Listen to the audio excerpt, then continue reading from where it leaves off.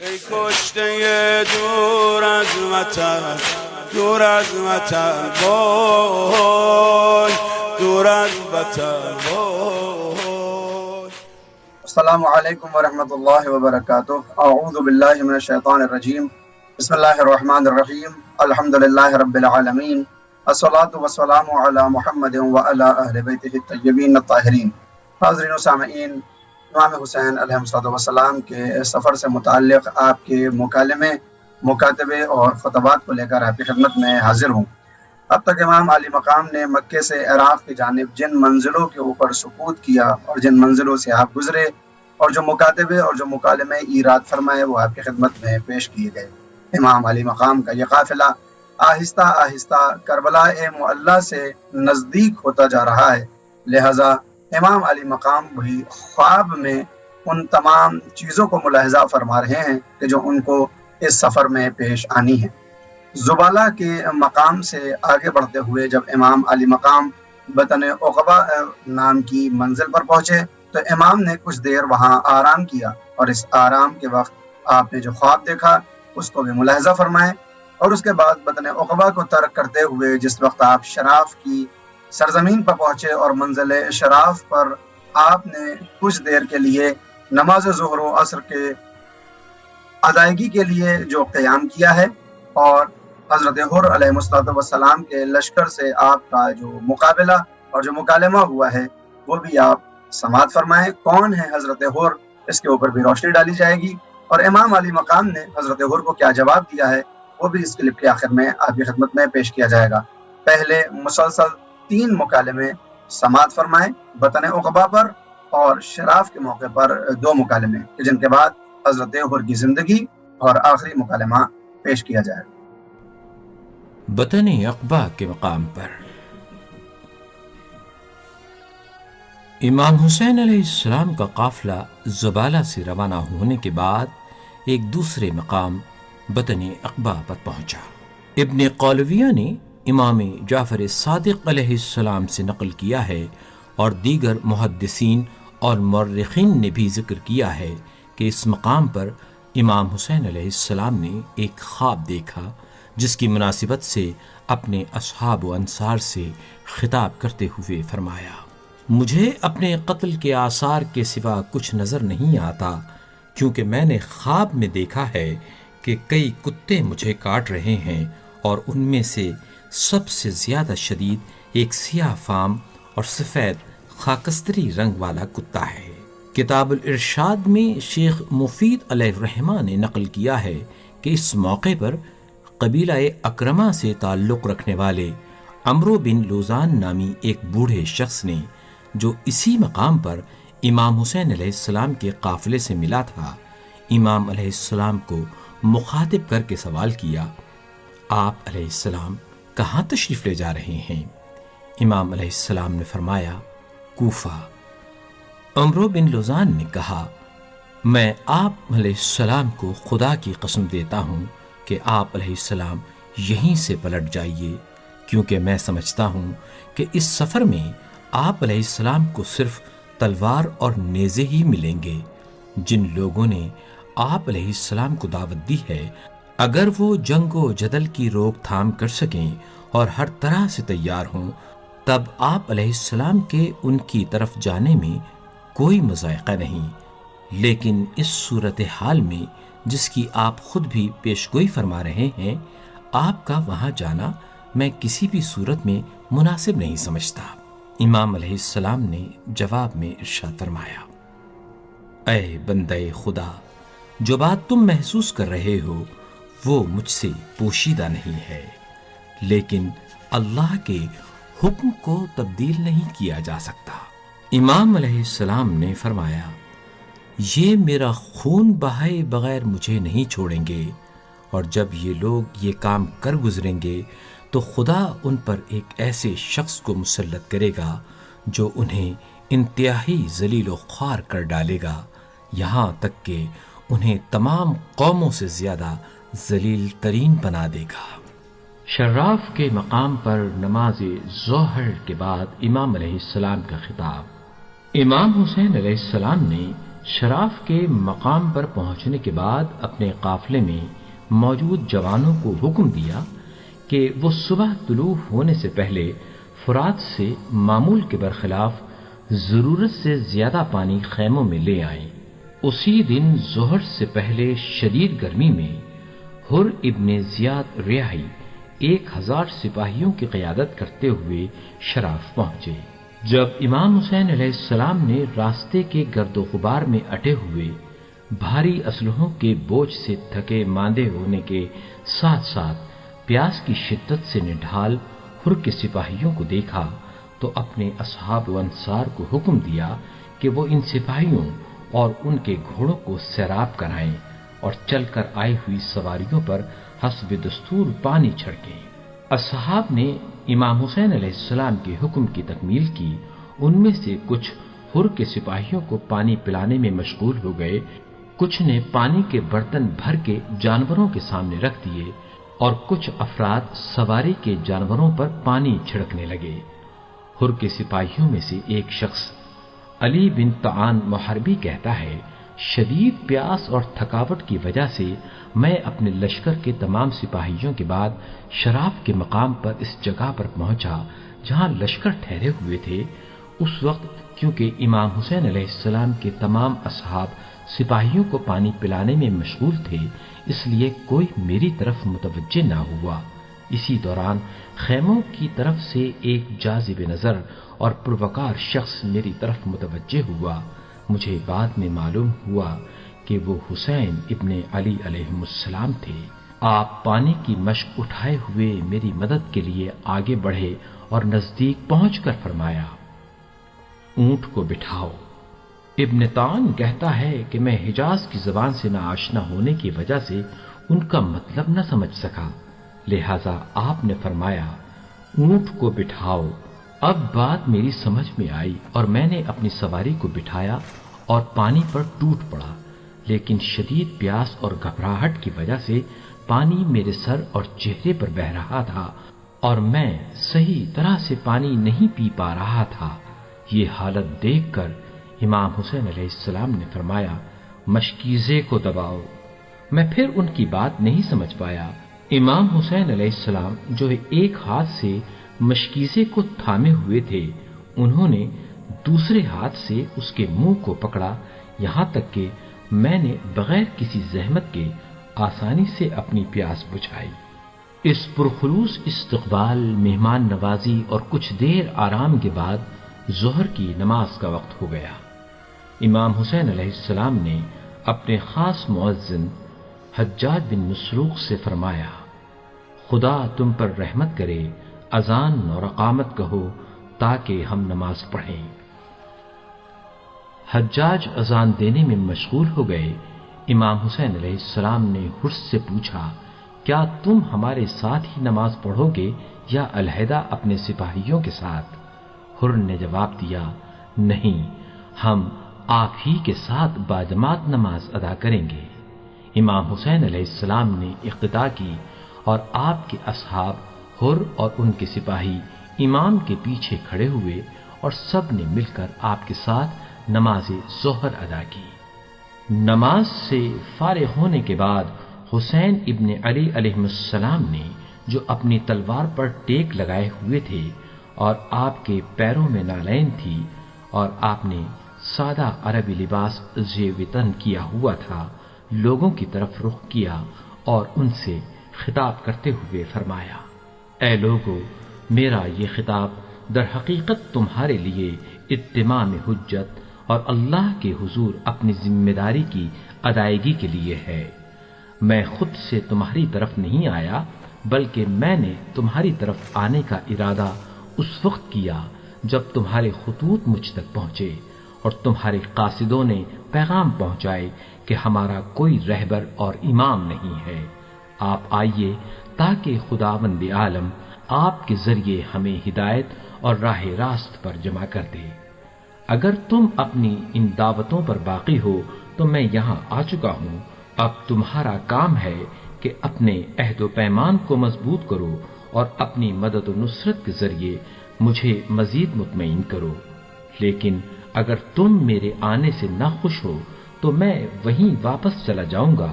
جہاں سے تمہاری خاطر آیا تھا۔ حر کے سپاہی امام کی یہ گفتگو سننے کے بعد خاموش رہے اور ان کی طرف سے کوئی مثبت یا منفی جواب نہیں دیا گیا۔ اس طرح امام علیہ السلام کی اس گفتگو پر نماز ظہر کا اختتام ہوا، یہاں تک کہ عصر کا وقت آ پہنچا۔ نماز عصر بھی امام حسین علیہ السلام کے اصحاب حر اور ان کے سپاہیوں نے امام کی اقتداء میں ادا کی۔ شراف کے مقام پر حر ابن یزید ریاحی کے لشکر سے، جو ابن زیاد کی طرف سے بھیجا گیا پہلا لشکر تھا، امام حسین علیہ السلام کا سامنا ہوا۔ ظہر کی نماز اور امام کی تقریر کے بعد نماز عصر بھی دونوں لشکروں نے امام کی اقتداء میں باجماعت ادا کی۔ اس کے بعد امام حسین علیہ السلام نے حر کے لشکر سے اپنا دوسرا خطاب ان الفاظ میں فرمایا: اے لوگو، اگر خدا سے ڈرو اور حق کو اہل حق کے لیے قبول کرو تو تمہارا یہ عمل اللہ کی خوشنودی کا باعث ہوگا۔ ہم نبی اکرم حضرت محمد مصطفیٰ صلی اللہ علیہ وآلہ وسلم کے اہل بیت، ولایت اور رہبری کے لیے ان لوگوں بنی امیہ سے بہتر ہیں جو ایسی چیز کے دعوے دار ہیں جس کا انہیں حق نہیں ہے۔ انہوں نے ظلم و ستم اور اللہ کی دشمنی کا راستہ اپنایا ہوا ہے۔ اب اگر تمہیں انکار ہے، ہم سے منہ موڑنا چاہتے ہو، ہمارے حق سے غفلت کرنا چاہتے ہو، اور اب اگر تمہاری رائے وہ نہیں ہے جسے تم نے خطوط میں لکھا تھا، تو میں یہیں سے واپس چلا جاؤں گا۔ امام کی تقریر ختم ہونے پر حر نے کہا: ہمیں ایسے خطوط کا کوئی علم نہیں۔ امام علیہ السلام نے عقبتہ بن سمان کو حکم دیا، جس پر وہ 2 تھیلے اٹھا لائے جو اہل کوفہ کے خطوط سے بھرے ہوئے تھے۔ اس کے باوجود حر نے ان خطوط سے اپنی لا علمی کا اظہار کیا۔ اور اس طرح سے آپ نے ملاحظہ فرمایا کہ بطن عقبہ میں آپ نے اپنے افراد کے متعلق اپنے اصحاب کو خبر دی، اور شراف میں کس طرح سے حضرت حر کے لشکر کو یہ یاد دلانے کی کوشش کی ہے کہ میں اپنی مرضی سے عراق کی جانب نہیں جا رہا ہوں، بلکہ حالات اس طرح کے بن چکے ہیں، اور جو دعوت دی جا رہی ہے اس دعوت کی بنا پر مجھ پر واجب ہو گیا ہے کہ میں حجت خدا ہوں، لہذا امر بالمعروف کے لیے مکے اور مدینے کو ترک کرتے ہوئے ان تک پہنچ جاؤں۔ آپ سنتے رہتے ہیں اور آپ جانتے ہیں کہ حضرت حر کا مقام کیا ہے، آپ کی منزلت کیا ہے۔ یہی وہ منزل شراف ہے کہ جس میں حضرت امام حسین علیہ السلام سے ملاقات کے بعد حر کے دل کے اندر ایک ہیجان طاری ہوا، اور وہ پریشان ہو گیا کہ وہ آخر یہ کون سا عمل انجام دے رہا ہے۔ کہ یہ پریشانی شب عاشور بڑھتی رہی، اور صبح عاشور امام عالی مقام کی خدمت میں حاضر ہو کر اپنے گناہ کی پشیمانی کو لے کر اپنے کو بخشوانے کی امید میں امام عالی مقام کے قدموں میں سر رکھ کر معافی کا طلبگار ہوا کہ کریم ابن کریم نے آپ کی غلطی اور خطا کو معاف کرتے ہوئے ہمیشہ کے لیے علیہ السلام بنا دیا۔ کون ہے حضرت حر؟ ملاحظہ فرمائیں، حر بن یزید ریاحی کے نام سے معروف حضرت امام حسین کے جانثار ہیں، جن کا مکمل نام حر بن یزید بن ناجیہ تمیمی یا یربوعی ریاحی ہے۔ واقع کربلا سے پہلے ایک سپہ سالار کی حیثیت سے ابن زیاد کی جانب سے حضرت امام حسین کے کاروان کو کوفے آنے سے روکنے کی ذمہ داری سپرد کی گئی، لہٰذا وہ اس ذمہ داری کو پورا کرنے کے لیے 1000 افراد پر مشتمل لشکر کے ساتھ عازم سفر ہوئے۔ عاشورہ کے روز حر بن یزید نے جب دیکھا کہ کوفیان امام حسین کے قتل کا مصمم ارادہ رکھتے ہیں تو لشکر کو چھوڑ کر حضرت امام حسین سے مل گئے۔ بالآخر ان کی معیت میں جنگ کرتے ہوئے شہادت سے ہمکنار ہوئے۔ ندامت کی وجہ سے کوفی لشکر کو چھوڑ کر حضرت امام حسین سے ملحق ہونے کی وجہ سے شیعہ ان کی نہایت عظمت و احترام کے قائل ہیں۔ اسی وجہ سے شیعہ حضرات امید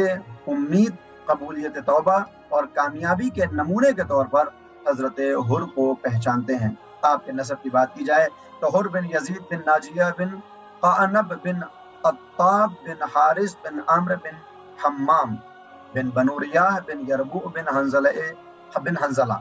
قبیلہ تمیم کی شاخ سے منتسب ہیں، اسی وجہ سے انہیں ریاحی، یربوعی، حنزلی اور تمیمی کہا جاتا ہے۔ خاندان حر کا جو زمانہ جاہلیت کے موقع پر گزرا ہے اس میں بھی آپ کے قبیلے کو بزرگ سمجھا جاتا تھا، یعنی اس دور میں بھی آپ کے قبیلے کو احترام سے دیکھا جاتا تھا۔ عاشورہ سے پہلے کی اگر بات کی جائے تو ہر کوفے کے مشہور ترین جنگی دلاوروں میں سے تھے۔ بعض منابع نے اشتباہ کی وجہ سے انہیں عبید اللہ ابن زیاد کے شرطا یعنی سپاہی ہونے کے عنوان سے ذکر کیا ہے۔ بس اس بنا پر وہ صاحب شرطا کے عنوان سے نہیں بلکہ وہ ایک فوجی منصب کے حامل تھے، یعنی وہ پولیس میں نہ ہو کر بلکہ اس کی آرمی میں شامل تھے، اور انہیں عبید اللہ ابن زیاد کی طرف سے تمیم و حمدان کے جوانوں پر مشتمل فوج کی سپہ سالاری کے فرائض کے ساتھ امام حسین کو روکنے کے لیے مامور کیا تھا۔ ایک فوجی عہدیدار ہونے کے احتمال کی مزید تقویت اس بات سے بھی ہوتی ہے کہ کوفے کی 60 سالہ زندگی میں کسی قسم کی سیاسی سرگرمی کا ذکر نہیں آیا ہے، اور وہ سیاست سے کسی قسم کا سروکار نہیں رکھتے تھے۔ صرف بلعامی نے ایک مردود روایت کے سہارے کی بنا پر انہیں شیعہ کہا ہے کہ جس نے اپنے مذہب کو چھپا رکھا تھا۔ اگر بات کی جائے سپاہ کوفہ کی سپہ سالاری کی تو عبید اللہ ابن زیاد نے جب امام حسین کی کوفے کی طرف روانگی کی خبر سنی، اس نے کوفے کے بزرگ اور رؤسا میں سے حر کو طلب کیا اور انہیں 1000 افراد کی سپہ سالاری کے ساتھ امام حسین کو روکنے کے لیے روانہ کیا۔ دیگر روایات کی بنا پر عبید اللہ ابن زیاد نے حسین بن نمیر تمیمی کو 4000 کی فوج کے ساتھ قادسیہ کی طرف جب بھیجا اور قادسیہ سے خفان تک اور قطفتانیہ سے لعلا تک کے علاقے کو اس کو یہ حکم ملا کہ وہ اپنے زیر نظر رکھے اور وہ اس علاقے میں آنے جانے والوں سے آگاہ رہ سکے، اور حر اور اس کے 1000 سپاہیوں اور 4000 افراد جو اس کی فوج کے اندر شامل تھے، حضرت حر اور ان کے لشکر کو بھی اسی میں شامل کیا جاتا ہے کہ اگرچہ وہ ایک ضعیف روایت ہے، وگرنہ حضرت حر کو علیحدہ ایک لشکر دے کر امام حسین کو کوفے آنے سے روکنے کے لیے عبید اللہ ابن زیاد نے اعزام کیا تھا۔ خود حضرت حر روایت کرتے ہیں کہ جب میں قصر ابن زیاد سے باہر نکلا تاکہ حسین کو روکنے کے لیے سفر کا آغاز کروں تو میں نے 3 بار اپنے پیچھے سے ایک غیب کی ندا سنی کہ جو مجھے کہہ رہی تھی، اے حر، تمہیں جنت کی بشارت مبارک ہو۔ میں نے پیچھے مڑ کر دیکھا تو کسی کو اپنے پیچھے نہ پایا، اور میں نے اپنے آپ سے مخاطب ہو کر کہا، یہ کیسے ہو سکتا ہے، یہ کیسے جنت کی بشارت میرے لیے ہو سکتی ہے جبکہ میں امام حسین سے جنگ کرنے کے لیے جا رہا ہوں۔ اس نے اس بات کو ذہن نشین کیا، یہاں تک کہ اس بات کو حضرت امام حسین کے سامنے بیان کیا تو امام نے کہا، انہیں حقیقت میں نیکی اور خیر کی راہ کو پا لیا ہے۔ امام علی مقام سے جو مقابلہ ہوا اور جو مکالمہ ہوا وہ بھی آپ نے غور فرمایا ہے، اور آخر میں جو امام نے جواب دیا وہ بھی آپ غور فرمائیں گے۔ حضرت حر کی توبہ اور آپ کے میدان کربلا میں امام علی مقام کی طرف آنے کے واقعات کو آپ مجالس میں سماعت فرماتے رہتے ہیں۔ لشکر سے جو خطاب کیا ہے توبہ کے بعد، تو حر نے توبہ کرنے کے بعد لشکر کے سامنے ان کو نصیحت کرنا چاہیے، اور کیا کہا؟ فرمایا کہ امام حسین نے جو تجاویز تمہیں دی اس بات کا باعث نہیں بنے کہ خدا تمہیں اس جنگ سے دور رکھے۔ حر نے اس بات کی عمر بن سعد کے 2 بار اس سے یہ بات کہی تو عمر نے کہا کہ میں حسین سے جنگ کے لیے تیار ہوں، اگر اس کے علاوہ کوئی اور راستہ ہوتا ہے تو میں اسے اختیار کرتا۔ یہ سن کر حر لشکر کی طرف متوجہ ہوئے اور کہا،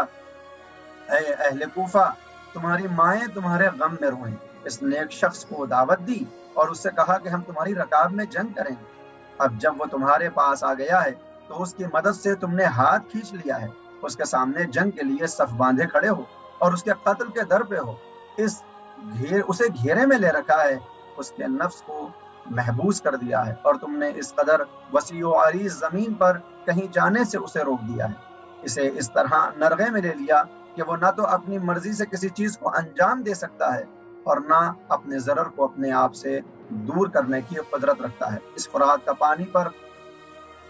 اور اس کے خاندان اور اس کے اصحاب پر تم نے اس فرات کے پانی کو بند کر دیا ہے جس سے یہود، نصارہ اور مجوسی پانی پی رہے ہیں۔ اور اس کے بعد امام کے حمایت کرتے ہوئے اور بھی کچھ الفاظ آپ نے فرمائے ہیں کہ تاکہ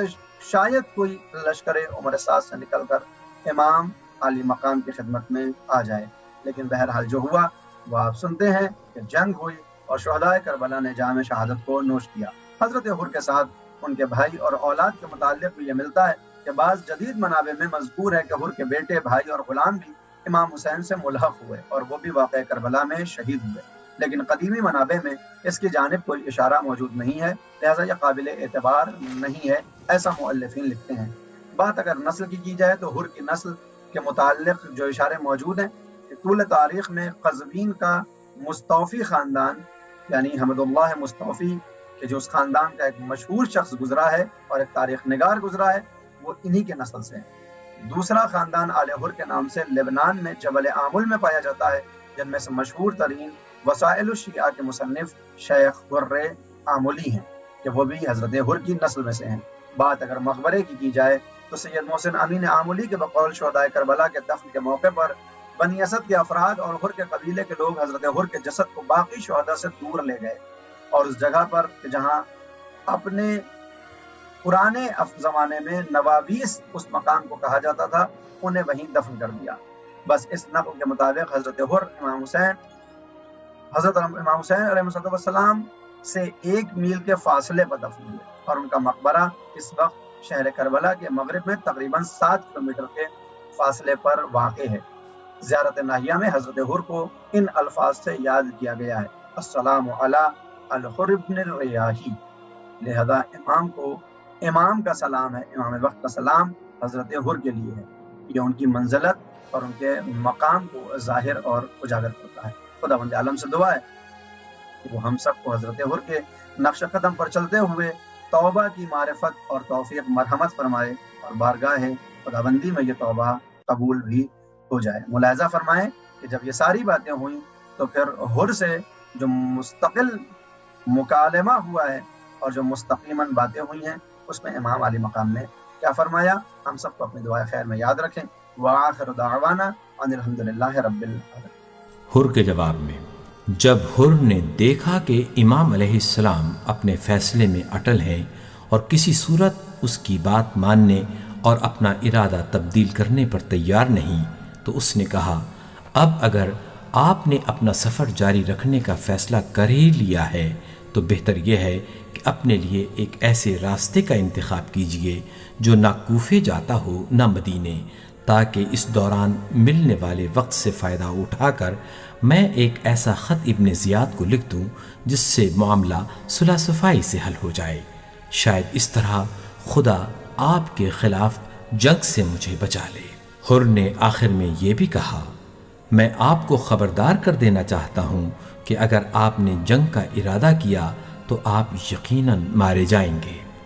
جب حر کی گفتگو یہاں تک پہنچی اور امام نے ان کی یہ دھمکی سنی تو جواب میں فرمایا، کیا مجھے موت سے ڈرانا چاہتے ہو؟ کیا مجھے قتل کرنے کے علاوہ تم کچھ اور کر سکتے ہو؟ میں تمہارے جواب میں وہی چند شعر پڑھوں گا جو اوس سے تعلق رکھنے والے مومن بھائی نے اپنے چچا زاد بھائی سے کہے تھے جب اس نے نبی اکرم صلی اللہ علیہ وآلہ وسلم کی مدد کا ارادہ کیا تھا اور اس کے چچا زاد نے اس کے اس عمل کی مخالفت کی تھی۔ اس نے کہا تھا کہ میں موت کا انتخاب کروں گا، کیونکہ اگر کوئی جوان دین اسلام اور مقدس مقاصد پر ایمان رکھتا ہو تو پھر موت اس کے لیے کوئی ذلت کی بات نہیں ہے، کیونکہ وہ چاہتا ہے کہ اپنی جان قربان کر کے ظالموں اور ستمگروں کی مخالفت کرے اور اللہ کے دشمنوں سے دوری اختیار کرے۔ اور میں خود اپنے آپ کو پیش کرتا ہوں اور ہرگز نہیں چاہتا کہ زندہ رہوں، کیونکہ مجھے ایک سخت جنگ میں ایک بڑے دشمن کا سامنا کرنا ہے۔ اب اگر زندہ رہا تو نادم نہیں ہوں گا، اور اگر مر گیا تو مجھے کوئی غم نہ ہوگا، اور تمہارے لیے یہی بے عزتی کافی ہے کہ ایسی ذلت آمیز زندگی گزارو۔ کشته دور از وطن، دور از وطن، وای دور از وطن، وای